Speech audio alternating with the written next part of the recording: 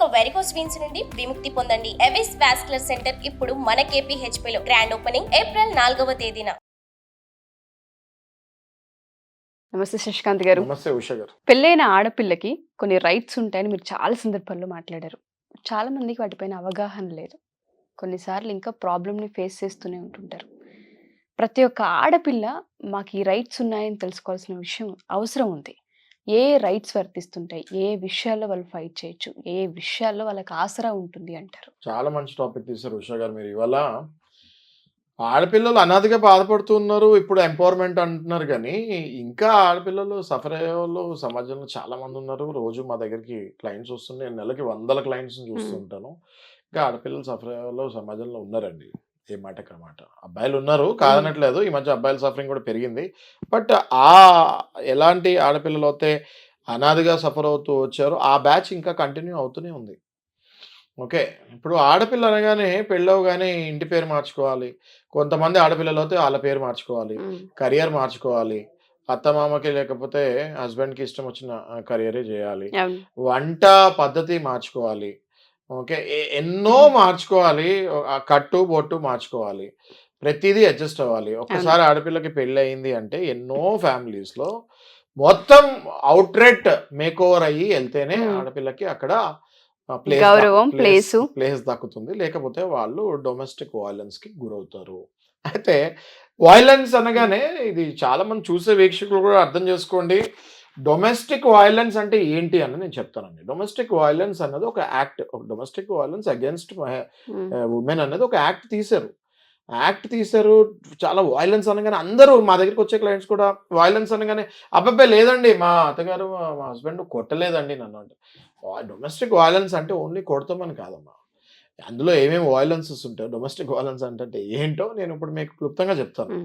ఒక ఆడపిల్లకి పెళ్ళైన తర్వాత అత్తింట్లో షెల్టర్ అన్నది కంపల్సరీ. ఓకే, ఒకవేళ కొడుకు కోడలు అత్త మామ ఇంట్లో ఉంటున్నారు, కోడలతో అత్తకి పడట్లేదు, ఇంటి నుంచి బయటకు వెళ్ళిపో అనే హక్కు అత్తకి ఉండదు. ఖచ్చితంగా షెల్టర్ ఇవ్వాల్సిన బాధ్యత అత్తమామకి ఖచ్చితంగా ఎంతైనా ఉంటుంది. నువ్వు ఉండే రూమ్లోనే ఒక మూలకు పడున్నా కంపల్సరీ ఆ షెల్టర్ కోడలకు కూడా ఇవ్వాలి. అట్లనే ఒకవేళ పెళ్ళైన తర్వాత తల్లిదండ్రులు అప్పగింతలు ఇచ్చేసి కూతుర్ని, ఆ తర్వాత మొగుడుతోటి ఎన్నో ఇబ్బందులు పడుతున్నా వదిలిచ్చేసుకున్నాం అని చెప్తానికి లేదు. ఆ బిడ్డ మళ్ళీ బాధపడుతూ వెనక్కి వచ్చి అక్కడ నేను ఉండలేకపోతున్నాను, ఆ హింస భరించలేకపోతున్నాను అని తిరిగి వచ్చినప్పుడు తల్లి తండ్రి కూడా మళ్ళీ కూతురికి షెల్టర్ ఇచ్చే బాధ్యత ఉంటుంది. ఆ కూతురికి తల్లిదండ్రి ఇంట్లో ఉండే హక్కు ఉంటుంది. ఇది చాలా మందికి తెలీదు, చాలా మందికి తెలియదు. ఇది ఒక డొమెస్టిక్ వైలెన్స్. ప్రతి మహిళ should know there rights, okay, and should know there rights to know there rights also. Okay, అంటే వాళ్ళకి ఏం రైట్ ఉంటుంది, మీ రైట్స్ ఏంటో తెలుసుకునే రైట్ కూడా ఉంటుంది ప్రతి మహిళకి. అది వెళ్ళి కౌన్సిలింగ్ సెంటర్స్లో కనుక్కోవాలి, నా రైట్స్ ఏంటి అని. డొమెస్టిక్ వైలెన్స్లో సెంటర్స్ ఉంటాయి, షీ టీమ్స్ ఉంటాయి, లేకపోతే నార్మల్ మీ ఏరియాలో ఉన్న పోలీస్ స్టేషన్స్ ఉంటాయి. అక్కడికి వెళ్ళి నా రైట్స్ ఏంటి అని అడగండి. ఇవన్నీ నేను వెళ్ళలేను, నాకు భయం పోలీసు వాళ్ళని కలవాలంటే అనుకుంటే మాలాంటి లాయర్స్ దగ్గరికి రండి. మీ రైట్స్ ఏంటి అన్నది మేము ఫ్రీగా చెప్తాం మేము. ఎందుకంటే మీ రైట్స్ తెలుసుకునే హక్కు మీకు ఉంటుంది. నా రైట్స్ ఏంటి అని కనుక్కుంటానికి వచ్చినప్పుడు లాయర్ ఫీజు అడుగుతానికి కూడా ఉండదు. ఎందుకంటే అది ఆమె right to know the rights. So దయచేసి ఆడపిల్లలందరికీ చెప్పేంటంటే మీ రైట్స్ వస్తే మీరు ఫ్రీగా కనుక్కోవచ్చమ్మా, దానికేం ఫీజు కట్టక్కర్లేదు. వాళ్ళ కనుక ఇంట్లో ఏదైనా ప్రాబ్లమ్ తో సఫర్ అవుతూ ఉంటుంటే ఈ ప్రాబ్లమ్ కి సంబంధించి నా రైట్స్ ఏంటి అని ఖచ్చితంగా కనుక్కోవచ్చు. ఆ రైట్స్ కనుక్కునే బాధ్యత ప్రతి మహిళకి భారతదేశంలో ఉంటుంది. అది ఫ్రీ. దానికి ఎవరైనా ఫీజు అడిగారంటే వాళ్ళ మీద కూడా కేసు చేయొచ్చు. అది ఫ్రీ. నా రైట్స్ ఏంటి సార్ అని అడిగినప్పుడు యాజ్ ఎ లాయర్ మేము మీ రైట్స్ ఇవ్వమ్మా అని చెప్పచ్చు. దానికి కూడా నువ్వు నాకు ఫీజు కడితేనే చెప్తా అంటే అది తప్పు అవుతుంది. ఓకే, సో ఇవాళ డొమెస్టిక్ వైలెన్స్ కేసెస్ అనేక రకాలుగా పెరుగుతున్నాయి. పోలీస్ స్టేషన్కి వెళ్ళాలి అని భయపడే వాళ్ళకి ఈ డొమెస్టిక్ వైలెన్స్ యాక్ట్ అన్నది బ్రహ్మాస్త్రం లాంటిది. ఎందుకంటే ఆడపిల్లలు వెంటనే పోలీస్ స్టేషన్కి వెళ్ళాలంటే 100 రకాలుగా ఆలోచిస్తారు, ఆడపిల్లల తల్లిదండ్రులు 1000 రకాలుగా ఆలోచిస్తారు. కానీ మ్యారేజ్ అయిన ఆడపిల్లని భర్త హింస పెడుతున్నప్పుడు పోలీస్ స్టేషన్ గడప కాలు పెట్టకుండా మీరు మీ పాపకి రక్షణ కల్పించాలి అంటే డొమెస్టిక్ వైలెన్స్ యాక్ట్ మాలాంటి లాయర్స్ దగ్గరికి వచ్చినప్పుడు మేము వెంటనే DVC మీ పాప పేరు మీద వేస్తాము. డెఫినెట్గా మీ అల్లుడిని విత్ ఇన్ 2 or 3 days ఆ కౌన్సిలింగ్ సెంటర్కి పిలుస్తారు. అక్కడ సైకాలజిస్టులు, సైకియాట్రిస్టులు ఉంటారు, కూర్చుంటారు, మీ అల్లుడితో మాట్లాడతారు, ఇబ్బంది ఏంటి అని కనుక్కుంటారు. కనుక్కొని ఒకవేళ మళ్ళీ కలిపేటట్టుంటే వాళ్ళిద్దరిని కలుపుతారు. ఒకవేళ ఆ అబ్బాయిదే ఎన్నో మిస్టేక్స్ ఉండి కలిసే పరిస్థితి లేదు అనుకున్నప్పుడు ఆ కౌన్సిలర్సే మీకు అడ్వైస్ చేస్తారు, ఇలా వెళ్ళండి ఓకే. అమ్మా, ఈ దారిలో వెళ్ళండి, ఈ దారిలో వెళ్తే ఆయన లైన్లోకి వస్తాడు, లేదా ఇంక ఈయన పరిస్థితి అసలు బాగాలేదు, చాలా చెడ్డోళ్ళలాగా ఉన్నాడంటే డైవర్స్ ప్రాసెస్ కూడా వాళ్ళే చెప్తారు. ఇది చాలా మందికి తెలియదు. ఇది చాలా మందికి తెలియదు ఉషా గారు. ఇది తెలియక నేను ఎటు వెళ్ళాలి, నేను పోలీస్ స్టేషన్కి వెళ్తే నన్ను ఇంకా తిడతాడు. ఇది చాలా మందికి ఏం భయపడతారు, నేను పోలీస్ స్టేషన్కి వెళ్ళి కంప్లైంట్ ఇస్తే నేను మళ్ళీ ఇంటికి వెళ్ళానంటే నన్ను ఏమైనా ఊరుకుంటాడండి, చంపేస్తాడేమో అన్న భయం కూడా ఉంటుంది. చంపేస్తాడేమో, అరిచేస్తాడేమో అని భయపడుతూ ఉంటారు. అమ్మ మీరు పోలీస్ స్టేషన్కి ప్రతిదానికి వెళ్ళే అవసరం లేదు. ఈ డొమెస్టిక్ వైలెన్స్ యాక్ట్ తీసిందే అందుకు. మాలాంటి లాయర్స్ దగ్గర రండి, మేము డెఫినెట్గా మీకు అది గైడ్ చేస్తాం వెళ్ళాలి. ఓకే. అయితే డొమెస్టిక్ వైలెన్స్ ఓన్లీ కొడతమే కాదు, డొమెస్టిక్ వైలెన్స్లో అనేక రకాలుగా ఉన్నాయి. భర్త మిమ్మల్ని శారీరకంగా హింస పెట్టిన, ఏది సెక్షువల్లీ మిమ్మల్ని అబ్యూస్ చేసిన, మీ బాడీ షేమింగ్ చేసిన, మీకు పాకెట్ మనీ ఇవ్వకపోయినా, మీకు అన్నం సరిగ్గా పెట్టకపోయినా, మీరు ఉన్న రూమ్లో ఫెసిలిటీస్, వాష్రూమ్ సరిగ్గా మీకు ఫెసిలిటీ ఇవ్వకపోయినా, మీరు ఉన్న ఇంట్లో, మీరు కాపురం చేసే ఇంట్లో మీకు మంచినీళ్ళు సదుపాయం సరిగ్గా లేకపోయినా, అంటే మీరు ఇప్పుడు ఆయన వెళ్ళి బయట మినరల్ వాటర్ తాగుతాడు, మీ ఇంట్లో ఏమో మీరు కుళాయి నీళ్ళు తాగమన్నాడు అనుకోండి, అది కరెక్ట్ కాదు. ఓకే, ఆయన వెళ్ళి బయట బిర్యానీలు తింటాడు, మీరేమో ఇంట్లో కుక్కకు పడేసినట్టు ఇదిగో 10 కిలోల బియ్యం నెలంతా తిను అంటే మీకు ఇష్టం లేకపోతే అది డొమెస్టిక్ వైలెన్స్ అవుతుంది. మీకు మినిమం బట్టలకు కూడా డబ్బులు ఇవ్వకుండా మిమ్మల్ని మానసికంగా హింస పెడితే అది డొమెస్టిక్ వైలెన్స్ అవుతుంది. ఓకే, నానా రకాలుగా మిమ్మల్ని కొంతమంది సాడిస్ట్లో మెంటల్ టార్చర్ పెడుతూ ఉంటారు. ఓకే, కావాలని కొన్ని విచిత్రమైన పనులు చేస్తూ ఉంటారు. ఓకే, బైక్ మీద తీసుకెళ్తూ ఉంటారు, స్పీడ్ బ్రేకర్ వస్తుంది, బ్రేక్ వేయరు, దోడమని వెళ్తారు, అది ఎగిరి ముందు పడుతుంది అమ్మ. ఓకే, అయ్యయ్యో అని లేపుతాడు. ఇవన్నీ ఇండైరెక్ట్గా హింస పెట్టే ఉంటాయి, కొన్ని మేము చూస్తూ ఉంటాం కదండి. విచిత్రమైన సాడిస్ట్ ఉంటారు కొంతమంది. ఓకే, అవన్నీ డొమెస్టిక్ వైలెన్సెస్ కిందకి వస్తాయి. ఇవన్నీ కనిపించవు, ఇవన్నీ కనిపించవు, చెప్పాలన్నా ఎలా చెప్పాలో తెలియదు. ప్రూఫ్ చూపించమంటే ఎలా చూపిస్తారు? మాకు కూడా ఏం చదువుకున్నప్పుడు తెలీదు, కేసులు ప్రాక్టికల్గా వస్తున్నప్పుడు మాకు ఇట్లా కూడా ఉంటుందా అని మాకు కూడా అప్పుడు నేర్చుకున్నాం మేము కూడా అవి. సో నానా రకాలుగా మీరు మీ అత్తింట్లో మీ హస్బెండ్తో ఉండేటప్పుడు మీ మనసుకి నొప్పించే పని ఏది వేసినా అది డొమెస్టిక్ వైలెన్స్ కిందకి వస్తుంది. సార్, ఇప్పుడు మీరు ఇన్ని చెప్తున్నారు కాబట్టి నాదొక పాయింట్. కన్సీవ్ అయిన తర్వాత కొన్ని సందర్భాల్లో పెళ్ళైన తర్వాత వెంటనే ఆ 6 months చాలా బాగుంటుంది జీవితం. ప్రాసెస్లో బేబీ కనుక కడుపులో పడితే ఎటువంటి రైట్స్ ఉంటాయి? 6 months తర్వాత కథ వేరేలా ఉంటుంది. కొన్ని కాపురాల్లో మనం చూస్తే వీళ్ళకుండే రైట్స్ ఏంటి అసలు? వాళ్ళు ప్రెగ్నెంట్తో ఉన్నప్పుడు వాళ్ళు కనుక అరాచకం చూపిస్తే వీళ్ళకి ఇది ఉంచుకోవాలా తీసేయాలో అర్థం కాని పరిస్థితి. సో వీళ్ళకి ఏ రైట్స్ ఉంటూ ఉంటాయి? చాలా కరెక్ట్ క్వశ్చన్ అడిగారు, దీనికి ఆన్సర్ చాలా మందికి తెలియదు. ఫర్ ఎగ్జాంపుల్, మ్యారేజ్ అయింది, హస్బెండ్ చాలా హారబుల్ ఫెయిల్ అని అర్థమైపోయింది. ఇంకా వీడితోటి నేను ముందుకు వెళ్ళలేను, నా జీవితం నరకమే, వీడికి అన్ని ఎఫ్ఐఆర్లు ఉంటాయి, ఆల్కహాల్ తీసుకుంటారు, డ్రగ్స్ ఉంటాయి, ఆల్కహాల్ గలీజ్ పనులు చేస్తూ అన్ని ఉంటాయి, అసలు వాడు మనిషి కాదు అన్న విషయము కొన్నిసార్లు ఈ అమ్మాయికి తెలుస్తూ ఉంటుంది. కానీ తెలుసుకునేసరికి ఈమె క్యారింగ్ ఉంటుంది.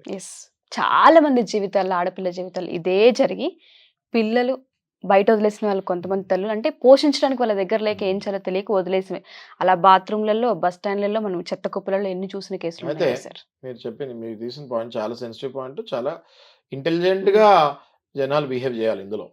ఓకే, ఫర్ ఎగ్జాంపుల్ మీకు తెలిసింది మీరు క్యారింగ్ అని, సహజంగా 2-3 weeks తర్వాత తెలుస్తుంది కన్సీవ్ అయితే.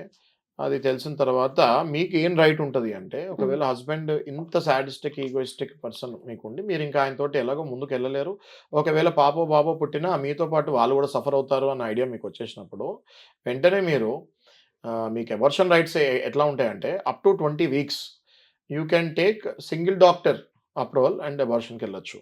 ఈ కల కారణాలు రీజన్స్ చెప్పి up to 24 weeks double doctor approval తీసుకొని మీరు అబార్షన్కి వెళ్ళొచ్చు. గల కారణాలు ఇవన్నీ చెప్పి రాసియాలి, అండర్టేకింగ్ రాసిచ్చి మీరు అప్రూవల్ తీసుకొని ఇద్దరు డాక్టర్లు ఎప్పుడైతే 24 weeksకి టచ్ అవుతుందో లోపల కన్సీవింగ్ ఇద్దరు డాక్టర్స్ దగ్గర అప్రూవల్ తీసుకోవాలి. ఎప్పుడో 20 weeks వరకు ఉంటుందో సింగిల్ డాక్టర్ అప్రూవల్ తీసుకోవాలి. ఇట్లా తీసుకొని మీరు వెళ్ళి డెఫినెట్గా మీకు ఆ రైట్స్ ఉంటాయి. As a female you will definitely have those rights. So ఇవి తెలియక చాలామంది అట్లాంటి సాడిస్టిక్ ఈగోయిస్టిక్ భర్తతోటి ఆడపిల్లనో లేకపోతే మగ పిల్లవాడినో కనిన తర్వాత ఈమెతో పాటు పిల్లలు కూడా డబల్ సఫరింగ్. ఎందుకంటే ఇప్పుడు ఈ మొక్క ఆమె సఫర్ అవుతాం వేరు, కళ్ళ ముందు పిల్లలు సఫరింగ్ అవుతూ చూసుకుంటాం కూడా జీవితాంతం టార్చర్ గడపాలి కదా సార్ అది. అదొక టార్చర్ లాగా అయిపోతుంది. సో ఈ రైట్స్ కూడా వీళ్ళు తెలుసుకోవాలి. ఓకే. ఈ రైట్స్ తెలుసుకోవాలి. ముఖ్యంగా డొమెస్టిక్ వయలెన్స్లో ఈ సాడిస్టిక్ భర్తల నుంచి బయటకు రావాలి అంటే మీరు డెఫినెట్గా ఒక మంచి లాయర్ని అప్రోచ్ అయ్యి ఈ కౌన్సిలింగ్ సెంటర్స్కి వెళ్తే మీరు ఫస్ట్ స్టెప్ రీచ్ అయినట్టు. ఎప్పుడైతే మీరు ఇంట్లోనే కూర్చొని బాధపడుతూ ఈ కౌన్సిలింగ్ సెంటర్స్ కూడా వెళ్ళరో, అమ్మ చెప్తే నా మీద ఏమైనా అవుతుందా అనుకుంటే మీరు అర్థం చేసుకోవాల్సింది the moment your complaint is registered in domestic violence act, ఇంకా ఆయన మీ మీద ఒక చెయ్యేస్తానికి కూడా ఉండదు. The moment it is registered గజ వణుకుతారు వాళ్ళు. ఎందుకు వణుకుతారు అంటే ఆల్రెడీ రిజిస్టర్ అయిపోయింది తర్వాత కొట్టాడంటే అది డబుల్ క్రైమ్ అవుతుంది, అది మళ్ళీ ఐపీసీ కిందకి వెళ్ళిపోతుంది. సో ఈ విషయం తెలుసుకొని అమ్మాయిలు చాలా మంది ఇంట్లోనే ఉండి సఫర్ అవుతున్నారు. ఉష గారు, అలాగే ఎప్పుడైతే మీరు డొమెస్టిక్ వైలెన్స్ కి అమ్మాయి వెళ్తుందో అదే డొమెస్టిక్ వైలెన్స్ లో మెయింటెనెన్స్ అని ఒకటి ఉంటుందండి. ఆ అమ్మాయి ఏం చేయాలంటే వెంటనే ఇంకా వీనితోటి పడే టార్చర్ ఎట్లాగో పడుతుంది, డొమెస్టిక్ వైలెన్స్ లో కంప్లైంట్ ఇచ్చింది, కౌన్సిలింగ్ కి పిలుస్తారు. ఇప్పుడు దాకా మీకు ఎలాగో డబ్బులు ఇవ్వలేదు, మీరు నోరు తెరిచి బయట ఎక్కడ చెప్పలేదు. ఆ కౌన్సిలింగ్ అప్పుడు మీరు చెప్పేయాలి, నాకు రూపాయి కూడా ఇవ్వట్లేదు, అసలు నా మెయింటెనెన్స్ కూడా, నా మినిమం బట్ట ఫుడ్ షెల్టర్ కూడా వీళ్ళు సపోర్ట్ చేయట్లేదు, నాకు నెలకి 20,000 30,000 ఆయన జీతం బట్టి మీకు ఎంత రావాలో అంత క్లెయిమ్ చేసుకోవచ్చు. నేను జస్ట్ ఎగ్జాంపుల్ చెప్తున్నా, 20-30 ఆయన జీతం లక్షల్లో ఉంటే లక్ష క్లెయిమ్ చేసుకోవచ్చు. ఓకే. సో ఈ మెయింటెనెన్స్, ఈ డొమెస్టిక్ వైలెన్స్ ఎప్పుడైతే మీరు మీ హస్బెండ్ డైవర్స్ ఇవ్వక్కర్లేదు, ఈ డొమెస్టిక్ వైలెన్స్ మెయింటెనెన్స్ పడేస్తే హస్బెండ్ డెసిషన్ తీసుకుంటాడు, ఇంకా అరే మెయింటెనెన్స్ ఇవ్వాలా లేకపోతే తెలిసి వెనక్కి పిలిచి కాపురం చేయాలా సవ్యంగా, లేదా ఈ మెయింటెనెన్స్ లేకపోతే ఈ అమ్మాయి 50 లక్షలు 20 లక్షలు ఎంతో యాలిమనీ అడిగితే ఇచ్చేసి వదిలేద్దామా అన్నది హస్బెండ్ డిసైడ్ చేసుకుంటాడు. హస్బెండ్ ఒకవేళ నిజంగానే కంప్లీట్ యాలిమనీ ఇచ్చేసి ఇంకా వదిలించేసుకుంటా ఉన్నప్పుడు వైఫ్ డెసిషన్ తీసుకోవచ్చు. రైట్, ఇంక ఇదే ఛాన్స్, ఇంకా ఈ సాడిస్ట్ ని వదిలించుకునే అవకాశం నాకు దొరికింది అని చెప్పేసి ఆ 20 లక్షలు 30 లక్షలు యాలిమనీ తీసుకొని ఆమె కొత్త జీవితం స్టార్ట్ చేసుకోవచ్చు. లేదు ఈ హస్బెండ్ వీటికి అన్నిటికీ ఈ కౌన్సిలింగ్కి బాగుపడి నేను వెనక్కి తిరిగి నా భార్యను మంచిగా చూసుకుంటాను నేను అనుకుంటే వెనక్కి తీసుకొచ్చు. డొమెస్టిక్ వైలెన్స్ అన్నది ఒకసారి వేస్తే మళ్ళీ వేయాలని లేదు, మీరు 100 సార్లు వేసుకోవచ్చు. మళ్ళీ వెనక్కి తీసుకెళ్తాడు, నేను కేసు తీసేస్తున్నాను, ఇంక ఇప్పుడు మళ్ళీ తీసుకెళ్ళి గ్యారంటీ ఏంటి మళ్ళీ కొడతాడు, మళ్ళీ ఏంటి డొమెస్టిక్ వైలెన్స్. సో ఇవన్నీ ప్రొవిజన్స్ ఉన్నాయి చట్టంలో. ప్రతి మహిళకి నేను చెప్పేది ఏంటి అంటే, మీకు కనుక మీ భర్త పొలిటికల్లీ కానివ్వండి, గవర్నమెంట్లో కానివ్వండి, లేకపోతే బిజినెస్లో కానివ్వండి, ఎంత పెద్ద వ్యక్తి అయినా ఈ చట్టంలో ఈ రైట్స్కి లొంగాల్సిందే. మొన్న మా దగ్గరికి ఒక క్లయింట్ వచ్చి, ఆయన గవర్నమెంట్లో పెద్ద పొజిషన్లో ఉన్నాడండి, రెవెన్యూ డిపార్ట్మెంట్లో ఉన్నాడు, నేను ఏం చేయలేను, ఆయనకు చాలా పెద్ద పలుకుబడి ఉంది అంటే నేను ఒకటే చెప్పాను, ఎంత పెద్దవాడున్నా ఈ చట్టాన్ని అంగీకరించాల్సిందే. తిరిగి రాయలేం కదా. చీఫ్ మినిస్టర్ అయినా, ప్రైమ్ మినిస్టర్ అయినా, ప్రెసిడెంట్ అయినా, ఎవరైనా కాన్స్టిట్యూషన్ ఆఫ్ ఇండియాని ఫాలో అవ్వాల్సిందే. ఆఫ్టర్ ఆల్ గవర్నమెంట్లో మంచి పొజిషన్లో ఉంటే మీరెందుకమ్మా భయపడుతున్నారు, మీరు రండి, ఖచ్చితంగా ఆయనకి మీద ఏమేమి కేసెస్ పెట్టాలో పెడదామని చెప్పి మనం ముందుకెళ్తాం జరిగింది. అది చూసి వాళ్ళ హస్బెండ్ ఎక్కడ నా జాబ్ పోతా అని మళ్ళీ వచ్చి కాంప్రమైజ్ చేసుకుంటారు. ఓకే, మెయిన్ అమ్మాయిలు భయపడకూడదు, అట్లా అని చెప్పి అమ్మాయిలు అడ్వాంటేజ్ కూడా తీసుకోకూడదు. మీ హక్కు ఏంటి, మీ రైట్ ఏంటి, ఎక్కడి వరకు మీరు వెళ్ళాలి అన్నది చూసుకోవాలి. ఎగ్జాక్ట్లీ చూసుకొని అన్ని బ్యాలెన్స్డ్ గా వెళ్ళినప్పుడు మేము సపోర్ట్ చేస్తామండి. అది అమ్మాయిలకైనా చేస్తాము, అబ్బాయిలకైనా చేస్తాం. వండర్ఫుల్ సార్, వాళ్ళ రైట్స్ ఏంటో వాళ్ళకి తెలియజేసినందుకు. యాక్చువల్గా ఇప్పటిదాకా ఏం తెలుసు అంటే, కొడితేనో తిడితేనో శారీరక హింస చూపిస్తేనో మాత్రమే న్యాయస్థానంలో డొమెస్టిక్ వైలెన్స్ కింద కేసు పెట్టడానికి ఉంటుంది అనుకుంటాం. కానీ మనిషి ఏ రకంగానూ అక్కడ ఇబ్బంది పడుతూ ఉన్నా దానికి సంబంధించి మన వైపు పక్కా ఆధారం ఉండి అది కనుక కరెక్ట్ కనుక అయ్యి ఉంటుంటే న్యాయం ఉంటుంది, మనం పోరాడొచ్చు అనేది హోప్ క్రియేట్ చేశారు చాలా మందికి. Thank you sir, thank you so much. Suman టీవీలో మీ పర్సనల్ అండ్ బిజినెస్ ప్రమోషన్స్ కోసం కింది నెంబర్కి కాంటాక్ట్ చేయండి.